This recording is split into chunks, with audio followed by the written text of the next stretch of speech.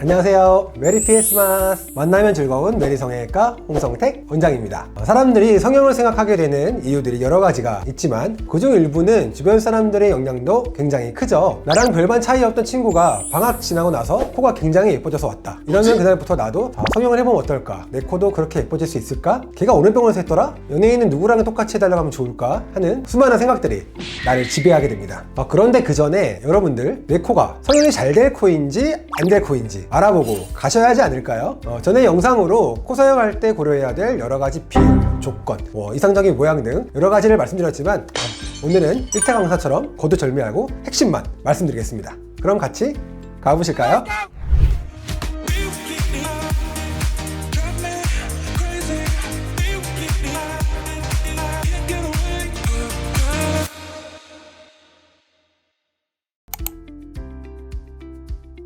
제가 얼마 전에 어떤 영상을 봤는데 땡땡땡 하는 확실한 방법 이래서 들어가서 보는데 영상이 끝날 때까지 그 확실한 방법이 안 나와서 조금 당황한 경우가 있었습니다.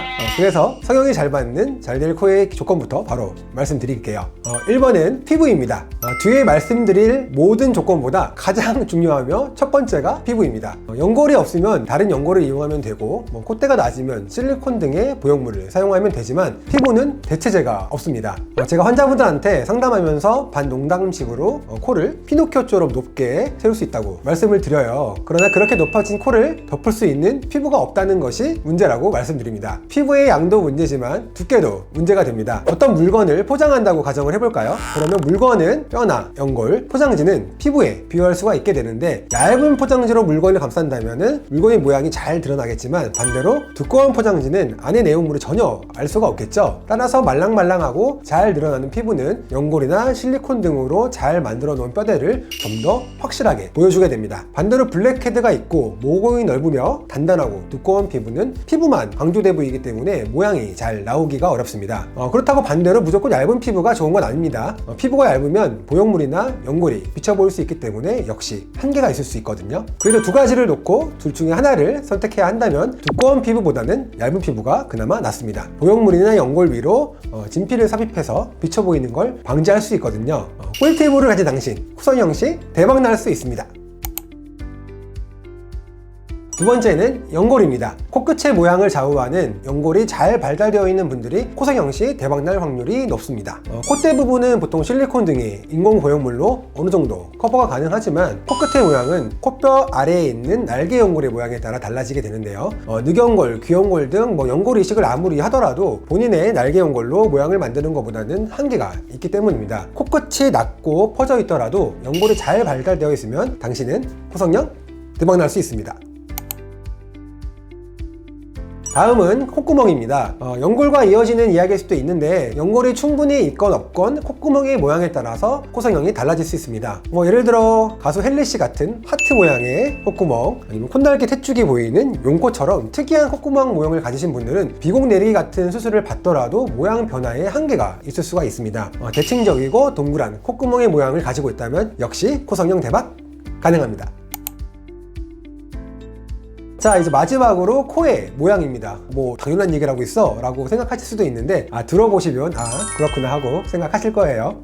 일단 다양한 모양의 코 중에서 매부리 코이신 분들은 코 성형이 잘 되는 코 중에 하나입니다. 밑으로 떨어져 있는 콧끝만 살짝 조정해줘도 이미 콧대가 받쳐주기 때문에 수술 후 훨씬 예쁘게 결과가 나올 수가 있고, 매부리가 심한 경우에는 뼈를 다듬어주고 그 위에 보형물만 잘 얹어주게 돼도 이미지가 확실하게 바뀔 수가 있어요.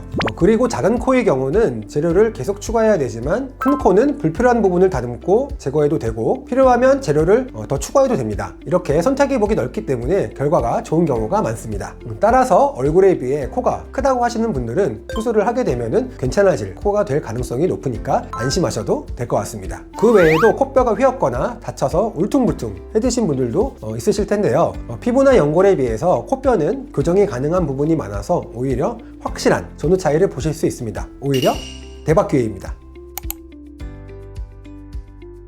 자, 그럼 성형이 잘 안 될 코는 어떤 조건이 있을까요? 잘 될 코의 정반대가 바로 잘 안 될 코입니다. 좀 더 자세히 말씀을 드리면 피부가 두껍고 딱딱한데 잘 늘어나지도 않는다. 사실 이런 피부의 성질과 코의 모양을 가지고 계신다면 마음 살짝 비우시고 기대를 좀 낮추시는 게 좋을 것 같습니다. 또 콧대가 넓은 경우 절골술을 진행해야 되는데 숨기를 확보해야 되면서 폭을 줄여야 되기 때문에 콧뼈를 많이 줄이는 데는 한계가 좀 있어요. 따라서 가로폭이 생각만큼 줄이지 못하는 경우도 많습니다. 그렇다고 해서 방법이 아주 없는 것은 아니니까 너무 큰 실망은 하지 않으시는 것도 좋은데, 일단 이런 코인 분들은 첫 번째 수술로 드라마틱한 효과를 얻기가 굉장히 힘듭니다. 아마 여러분들 코성형은 재수술이 필수다, 3수술이 필수다 이런 얘기 많이 들어보셨을 텐데요. 물론 부작용에 대한 부분 때문에 그럴 수도 있지만 만일 문제 없이 첫 번째 수술이 잘 되었다면은 새로 만들어진 코 모양에 맞게 피부와 조직이 잘 늘어난 상태가 될 텐데요. 이를 조직 확장이라고 합니다. 심하게 다쳐서 넓은 부위에 상처가 있을 때 부족한 피부를 메꿔주기 위해서 정상의 피부를 늘려주어 피부가 부족한 상처에 덮어주는 재건수술의 한 방법인데요. 코 재수술에도 같은 개념을 적용할 수가 있습니다. 첫 번째 수술로 어느 정도 공간이 확보되고 코끝 속의 조직이 잘 아물었다면 늘어난 피부를 한 번 더 늘릴 수 있는 상태가 되거든요. 이때 다시 좀 더 원하는 모양으로 수술을 할 수가 있습니다. 보통 2차 수술 시 1차 수술보다 좋아졌다는 분들은 조직 확장으로 인해서 피부가 잘 늘어나고 피부 여유가 생긴 거거든요. 그렇다고 해서 무조건 재수술을 해야 된다는 건 아니니 절대 오인하시면 안 됩니다. 2차 수술의 성공 여부는 반드시 전문의와 꼭 상의하셔서 결정을 하셔야 됩니다.